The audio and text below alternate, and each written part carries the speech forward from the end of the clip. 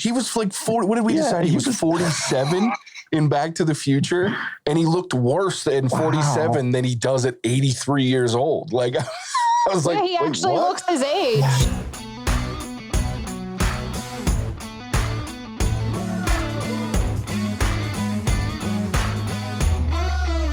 Welcome to the What's Up Verdict podcast. We fashion ourselves cinematic, judge and jury.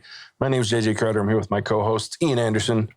Some shit. And Casey Ridge. Sorry for the fucking swears. We appreciate your help growing the podcast. Go ahead and hit that follow or subscribe button. Tell a friend about us. Go check out our website, whatsupverdict.com, where you can listen to all of our episodes, sign up for our newsletter, get exclusive content and updates, pick up some sweet merch, and interact with us. Please, also, we would love it if you go leave us a review. Podchaser, Spotify, Apple Podcasts. You can leave reviews at any of those locations. They always help grow the podcast, so we would love a 5-star from you. Much appreciated there. The question we always ask, if you ever find yourself wondering if you spend the time, money, or both on a movie, to help with that question, each week we put a movie on trial, discuss the facts, pass judgment, and let you know our verdict. Today we're reviewing The Tender Bar. It was released January 7th, 2022. It was written by William Monahan, based on the memoir by J.R. Moehringer. It was directed by George Clooney. It stars Ty Sheridan, Ben Affleck, Daniel Ranieri, Lily Rabe, Max Martini, and Christopher Lloyd. A boy growing up on Long Island seeks out father figures among the patrons at his uncle's bar. If you haven't seen this movie and you want to avoid spoilers, you can go check out our spoiler-free over on YouTube. There's a link in our show notes for that video. And then please pause the podcast, go watch the movie if you're going to. Come back, pick up where you left off, because we are about to spoil the shit out of this thing. Not that there's a whole lot to spoil, guys. Like, this movie lacked any real substance to me at all. I think that was my biggest issue with it. And I shit all over it in the spoiler-free, but God, I was bored as shit watching this movie.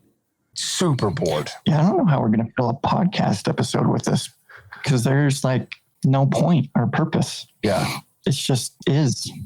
I did find that funny. I was thinking about that while I was checking out some stuff. I was like, this might be our shortest episode ever. And that's impressive, because I think She Dies Tomorrow was only like 28 minutes long.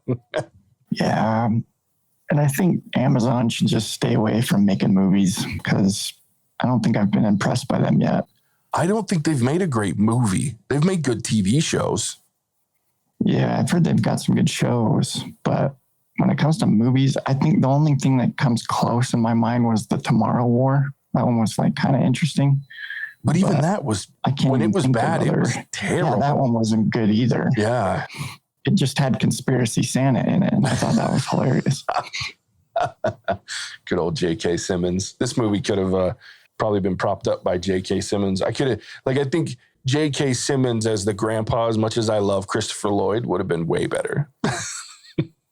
Yeah, I could see him fit in that role really well, too. Yeah, Casey and I had a good time laughing at how absolutely old Christopher Lloyd is. Oh my God, he looks the exact fucking same. He was like 40. What did we decide? He was 47 in Back to the Future, and he looked worse in 47 than he does at 83 years old. Like, I was like, he actually looks his age. Yeah. Now, he's fucking ancient. Yeah. But like, he's the crazy asshole actually is who he is now. It's like how Paul Rudd doesn't age, but neither does he. It's just he's stuck in the old age. Yeah. Yeah, at 47, he looked terrible. You know who doesn't age? First of all, Blake Lively. Secondly, Ryan Reynolds. That's fair. Those children are going to seriously be 100 and look 20. Yeah. Speaking of Ryan Reynolds, I've been meaning to go. I want to go back and watch Blade Trinity. Since you brought up Blade and the Marvel stuff, I had this itch to go back and watch that movie with Ryan Reynolds in it. Yep. I love that you're doing a movie review and all you can do is talk about other movies. And on that note, this one does tie back. You know what I wish this movie was? Fucking Sunshine Cleaning.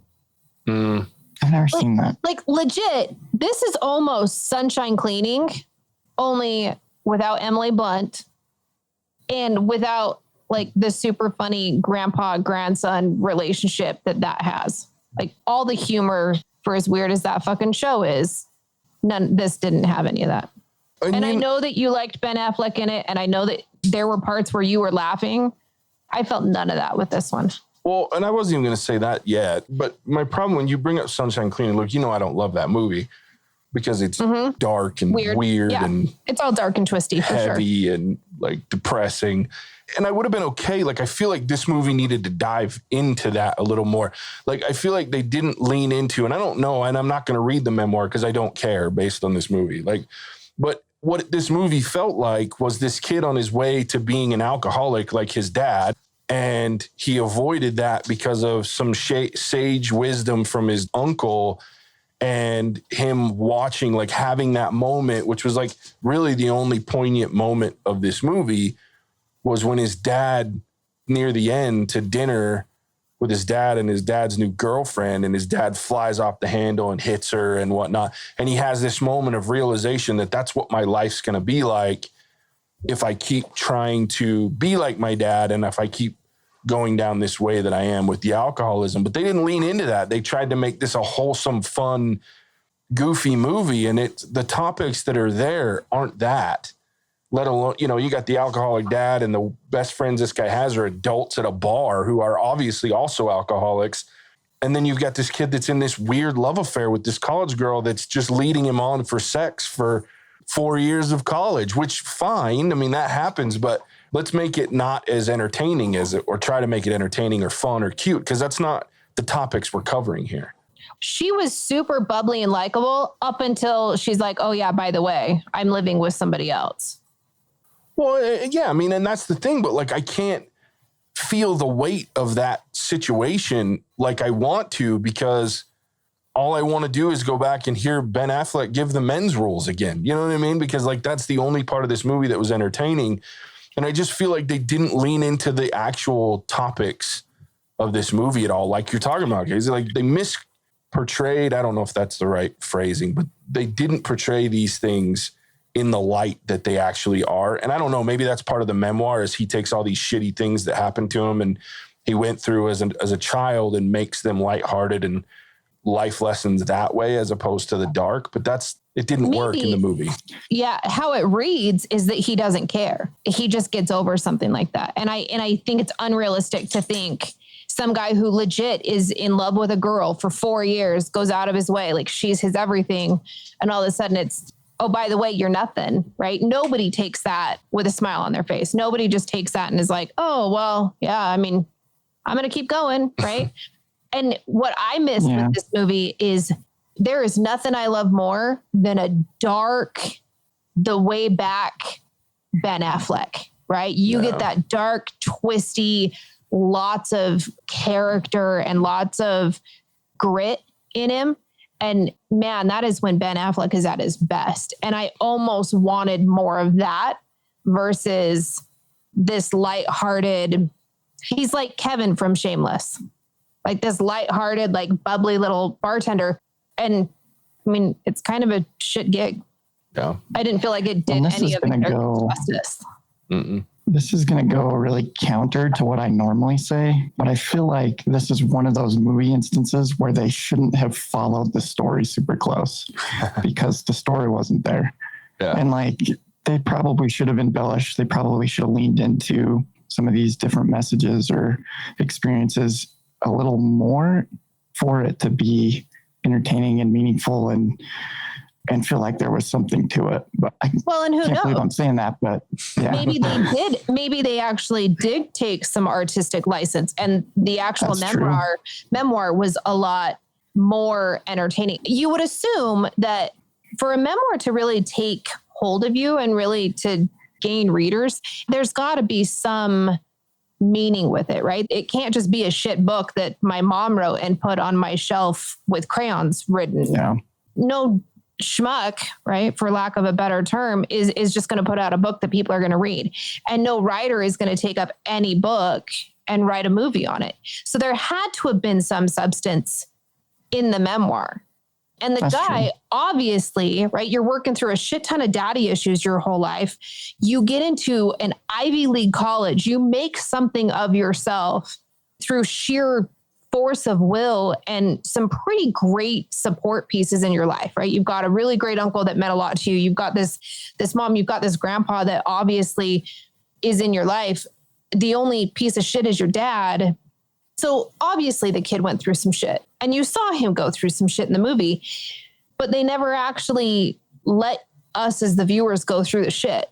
All they did was say shit happened, and then they glossed over it. And look, now it's fine. Happy birthday to you. On most of the entertaining moments, I mean, you guys may not feel this way, but I feel like most of the entertaining moments for me personally were when he was a kid, and like that relationship and how he goes from this child who doesn't have a father. He finds this in his uncle, kind of navigating all this different crap he has to go through. And then kind of the end result of him achieving this opportunity at Yale. Like that for me was the story, and they could have ended it there and I would have been okay. Cause like you guys are saying, the love interest story like didn't add anything. If I want to go through the crappiness of that, I'll go watch 500 Days of Summer, and I'm not going to watch that movie again because it's far too real. So it just didn't add anything for me. Yeah. At one point, okay, this movie was so boring. I legit fell asleep. And I had to have been snoring. I was sleeping so deeply. I woke up and I literally thought it was the same conversation that was happening. And I remember looking at the relationship with Ben Affleck and the little kid, and their chemistry was so good that I looked at Jay and I was like, is that his dad? Poor JJ's like, God, I hope not. Like, so the chemistry between the two actors was fantastic. And that little boy was amazing. But I agree with you. I could have left it there and I could have just watched like different small stories of like these pearls of wisdom coming from Ben Affleck with this kid sitting at the bar, or even the kid going to the different like ratty ass old men, or like the different like super alcoholics in the bar, and watching them impart this wisdom on him. That would have been an entertaining movie. Like that would have been something that would have made me feel, and probably feel for what this kid went through. And I think that's what frustrated me the most, is that you get these moments as a child where these guys in the bar and Ben Affleck, his uncle, are giving him this wisdom, and they're telling him how, here's the man's rules. Make sure you always have a car, make sure. And he goes through this list of rules. And then as an adult, when he's going to college, he breaks every fucking rule, right? Like everything Ben Affleck tells him to do or not to do, he either doesn't do or he does. He doesn't have a car. He asks his mom for money so he can leave the family to go to Christmas with this woman who humiliates him in front of her family and lets her family humiliate him after having sex just to piss off her parents, which to me was the most cringeworthy and yet dark part, which I actually was like, God, they went there, because she was being as loud as fuck just to piss her parents off. Because she's having sex with this dude. There was no better line than when he looks at her dad and he goes, I don't remember his name. Hey, Joe, you ever fucking a Volvo? Oh my God. Yeah. It was fantastic. Yeah. I mean, he flipped it on her. You. Yeah. He flipped it on her, which was cool. But I think that's the part. And then the only repercussion we get is when Ben Affleck's character has this minor heart attack and is in the hospital, and the kid is having this soul searching moment where he asks him, am I like my dad? And he says, you should drink a little less. And I'm like, that's it? Here's this moment for this father figure to say, and I'm okay if he says it in, generalized terms like that. You should drink a little less. But how much more impactful would it have been if he had gone back through the rules and said, you need to get a car. I know you've never hit a woman, whatever. That one he didn't break. But he go through all these rules that he's broken and remind him of them and the fact that he's not following the things that are working, and then say, and you should probably drink a little less. Because that line's great coming from a bar owner that his best friends are a bunch of drunks at his bar. Like, that's very poignant, because obviously these guys are all alcoholics. But it was so subtle, and they didn't lean into the tropes of alcoholism that are obviously there, that you don't understand the point unless you're sitting around thinking about this movie for hours after the fact. And who wants to fucking do that? This movie wasn't worth that kind of thought process. Well, and I would even take it one step further and say, here you have this kid who's gone through his own path of self-discovery, and he finally gets to the point where he can ask himself the hard question. And I think we all do this, right? And this is going a little deep for what this movie deserves. But I think as we all grow older and we go through the trials and tribulations of being a kid, and we all make it through the hell that is high school, and you get into where you're starting to find yourself, you can get to the point where you ask yourself the hard question. And I think we all kind of get to that point where at a certain point in your life, you really do want the people that are important to you to be proud of you. You want them to think that you're a good person. You want them to think that you're worth something, right? You're a shit face when you're 20, in your 20s, and you make it through that. And at some point you're going to get to that point. And where Ben Affleck, his character did such a great job and he was so important and he did impart this wisdom. But where you take this story from, this story of self-discovery for this kid who's kind of made it through to the other side, why not ask him, right? Even if he says, like, I think you should drink a little bit less, let's go back through the rules and go back through the rules and then say, what do you think? Do you think you're like your dad? And let him finish out that self-discovery to be able to answer his own fucking question and somehow become his own man. Yeah. Well, the way this movie ends, I don't feel like there's as much growth and development as there should have been for this character. Like, I look back and like JJ kind of said, it seems like he breaks most of these rules. It would have been, I feel like if it would have just been this, the little kid and Ben Affleck's character sitting at the bar and then kind of like fast forwarding to his future and seeing how he like applies these lessons or how these lessons play out in his life, and then kind of showing me that whole story. Whereas I feel like there are so many things that just didn't add to this. Like, it was just stuff happening. I'm going to call you on your shit right there. All I'm going to say, if it's going to be realistic, I don't know about you, but I broke every fucking rule in the book. I was a shitbag of epic proportions, no matter what anybody told me. So I think it's natural it that necessarily doesn't have to keep the rule, but more I want to see, these are the rules that you're giving him. How do those directly play into his life? Does that make sense? Like, not necessarily he has to follow every one, but more, this is the reason he was given that wisdom. Like, how did he apply it or not apply it? And rather than kind of like he gives him these rules up front and then you're kind of just waiting to see what he does. I mean, I guess for me, it showed how he didn't apply them. I mean, we saw how it didn't get applied.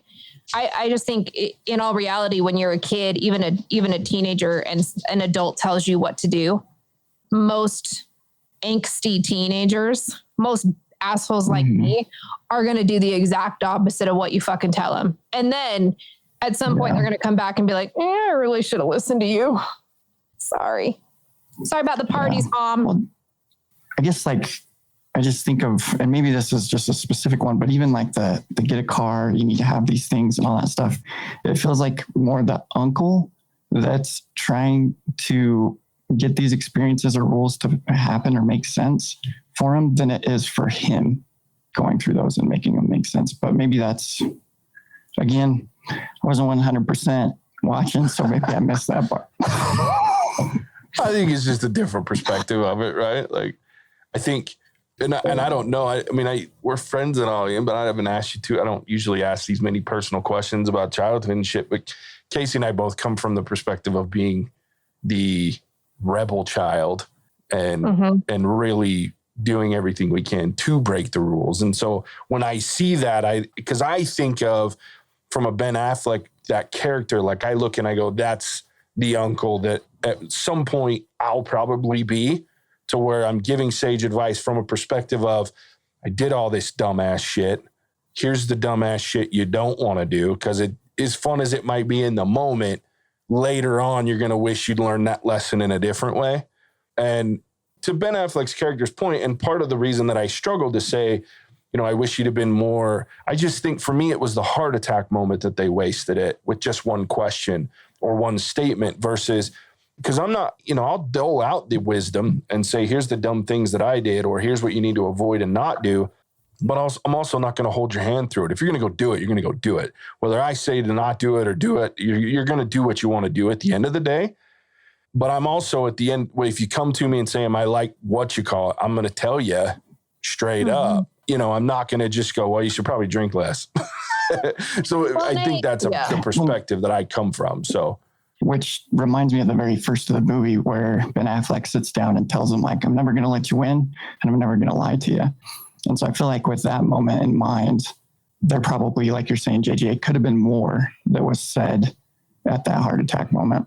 But to your point about like the lens perspective, like different, yeah, I was totally one of those that was, I like rules. I like the system. And anytime I did break a rule, I usually could mentally go back and be like, so-and-so told me not to do this, and this is what would happen. And it did. And so I would reinforce my, like, okay, this is why I hold to the system, because the system seems to work. So definitely a little bit different that way, but it's interesting when you compare it to how you personally feel, right? I was rebellious, but I took it so much further than just being rebellious.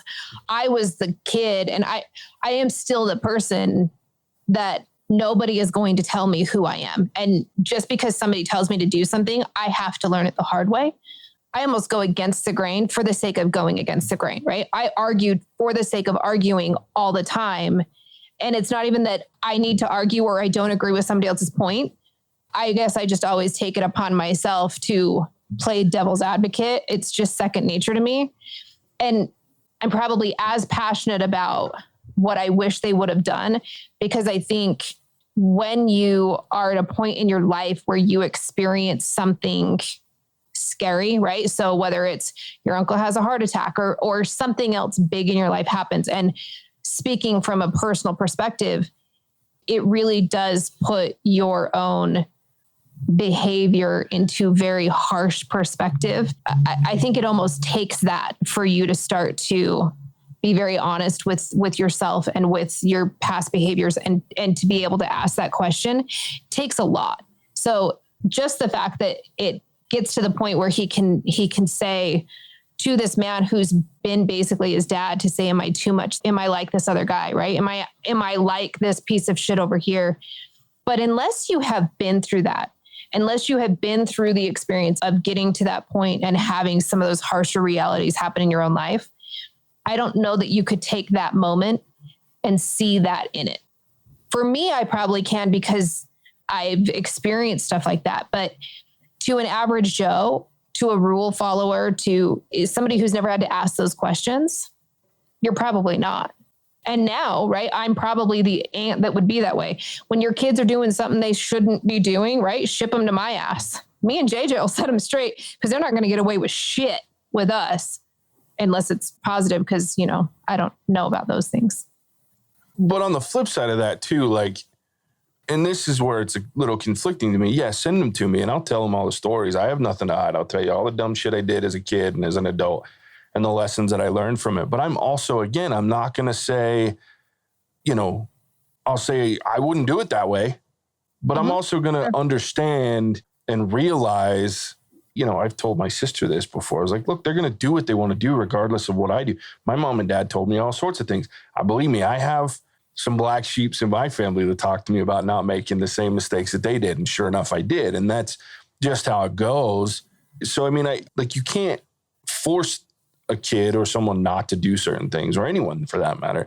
They're going to do things because they want them or they feel like that's the right thing. And I think that's the funniest part. Like when I look at this relationship, and part of this movie to me, there was nothing, I get the hanging out in the bar and the having the drinks and stuff, because that looked like a hell of a good time. I'm probably that guy that would be like, I'm going to go hang out with these guys because they're fun. But his relationship with this Sydney girl, nah, that's just, I think after the parents thing, I'm out. You put up with a lot, but that parents thing would have pushed me to the point where I'm done with her, right? That's not okay.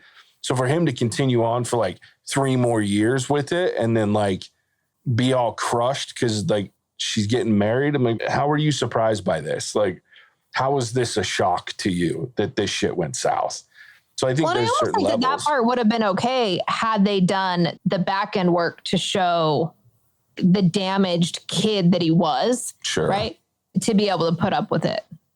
And I think that's what it was missing. If you really showed, right, you look at, and because I've been watching the R. Kelly documentaries, you look at somebody who has been abused or neglected as a kid is more likely to be susceptible to abuse or neglect as an adult or whatever that looks like. So, and I'm not saying the kid went through abuse, but you go through not feeling like enough. You have this parental figure who really should care about you and doesn't. That has to do some psychological damage And obviously he was working through those issues in a bar with people he probably shouldn't have been trying to work out with.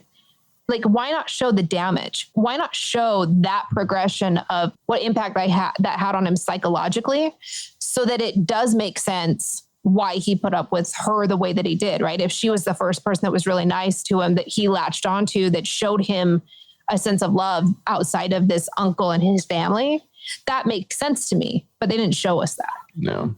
Well, and I'd take that even a step further. And you have this fantastic actress playing his mom, Lily Ray. She's amazing. And you had an opportunity to show her. And I know, like I said, it's based on the memoir, so maybe he didn't talk about it. But like his mom, obviously going through whatever they went through with his dad, like it wouldn't surprise me for her not to be a serious relationship type woman moving forward, right? So in that situation, you have the ability to go.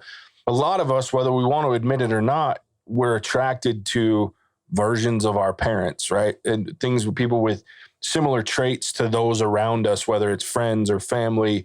And so we get a hold of those traits. And so you could have shown his mom going through a series of relationships where she doesn't want to get serious. So he's then attracted to this woman that doesn't want to commit, at least to him, right? Because obviously she commits at some point, but for her, he was just a fling or fun on the side. So I think, to your point, Casey, there's a lot of ways they could have done this that would have made it much more interesting. Now, to be fair, I would have liked this movie even less. I just would have respected it more because I don't enjoy dark, heavy shit. We've talked about it. Like, if I need to worry about life, I'm going to live life. I don't need to watch it in a movie, especially in something that heavy and dark. But I also don't feel like you can try to cover these heavy topics about life and then not actually show them or talk about them in any kind of realistic way. It's just these happy-go-lucky moments between a kid and his uncle, riddled with some shitty moments that don't seem to have any real impact. It's just shit that happened to him and he moves on. And that's just not life. We may not talk to everyone about how it impacts us, but there's still the impact there. And that it just seemed to avoid the impact in most cases. I totally agree. And I am a dark and twisty. I love a Dear Frankie makes you super depressed. You feel as much of an amount as is possible, right? I love that shit, right? JJ gets done watching those movies with me and wants to slit his wrists and get in a saltwater bath. That's the joke. But I love them. It doesn't make me feel depressed. I just love beautifully done human, real stories. It's why I like your Sunshine Cleanings or your Dear Frankies of the world. But if somebody like me who really, I look for those things and I watch them over and over and over, if you can't get me on board with a very human and what should be sort of a dark story, you got issues, right? I mean, that's kind of where I'm at with it. Yeah. But since we talked about some good points in the other movies, I did think Ben Affleck killed it. Like, and he does. Like, it's just what Ben Affleck does. The guy's got charisma for days.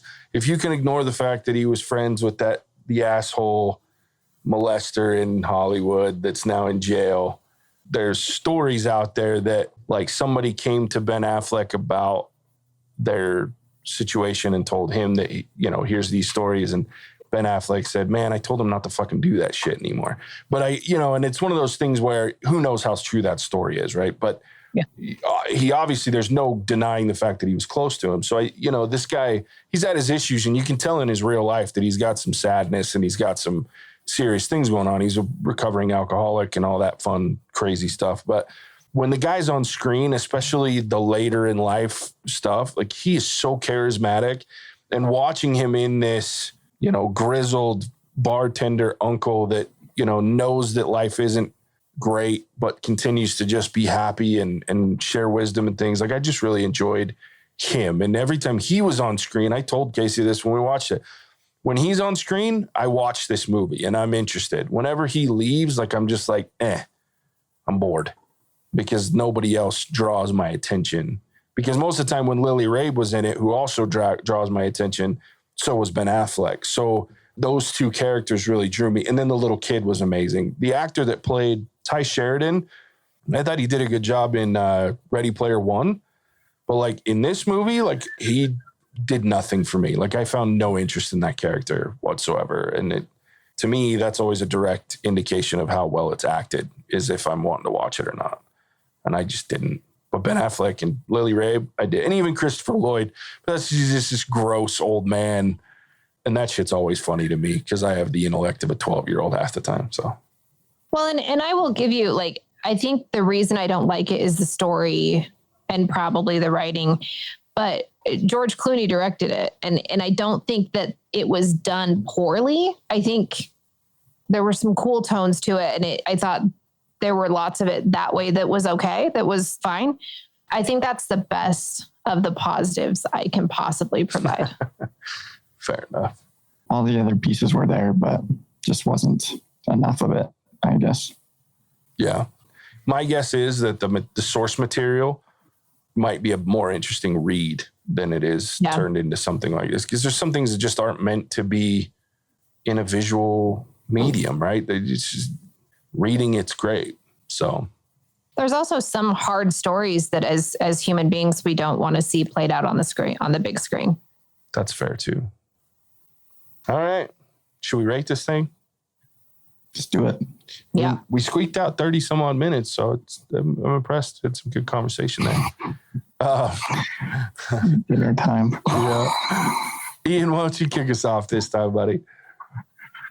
Like I kind of said in the spoiler free, this is kind of like a background movie for me. Like you can tune in here and there, you'll get some little bits and pieces, but as far as it being some grand story or something that's going to make a big impact, it's just not there. It's not like some of these other movies that we've kind of referenced, like The Way Back or some of those other ones. So I don't know, as far as rating, I thought that little kid did awesome. And if I could separate my rating for like the acting and like the story, that would be one thing. But I think I'm going to do a 1.5.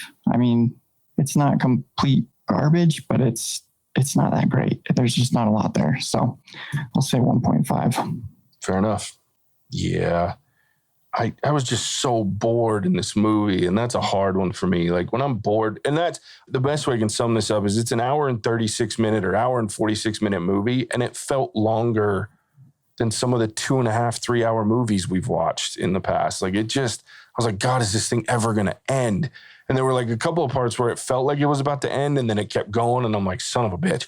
So I always know a movie's less entertaining when I can keep track of how slow it feels, then I know it's a struggle. And that for me was the big piece. Ben Affleck was entertaining, but that's about as good as it got, was his parts and that kid. Outside of that, I just wasn't interested in the story. I wasn't sold. I had no buy-in. So yeah, as a movie, I just didn't enjoy it. I'm going to give it a 1 just because I still can't call it a, She Dies Tomorrow level, but it's rough. It's on the lower end of the scale. So, and I certainly won't watch it again. So yeah, 1 from me. Casey.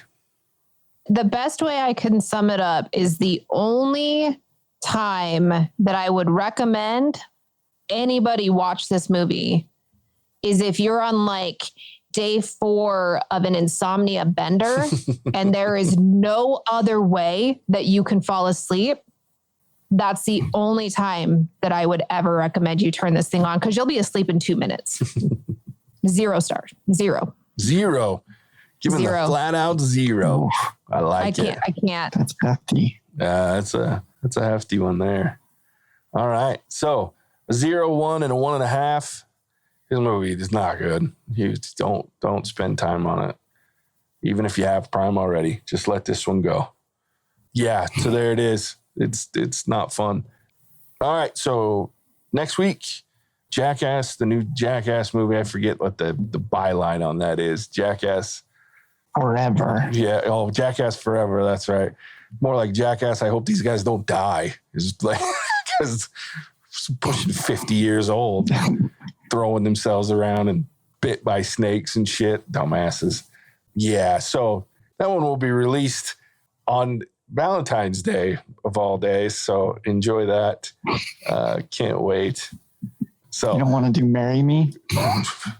No, I won't even be seeing that movie. Like, no, though He's it might be going to be made to see that movie. Yeah, I appreciate that. Yeah. So yeah, what a terrible. No, I'm good. Yeah. So I am making you see Dog. You were going to see it whether you were recording or not. I know. I'm aware. All right. So Jackass next week. Go check us out at our website, whatsupverdict.com. Leave us a comment. Let us know what you thought of this movie. If you saw it and watched it, give us some feedback, what you think about us. Leave us a review. Go to Podchaser, Spotify, Apple Podcasts. Leave us a review. It always helps grow the podcast, and we really appreciate that. We'll keep an eye out as we see those reviews. We do read them online on the podcast. So please leave us some good reviews. Check us out on our social media. What's Our Verdict on Facebook, Instagram, and Twitter. Hit us up there. We love to have those interactions. With that, we'll catch you on the next one. Bye-bye now.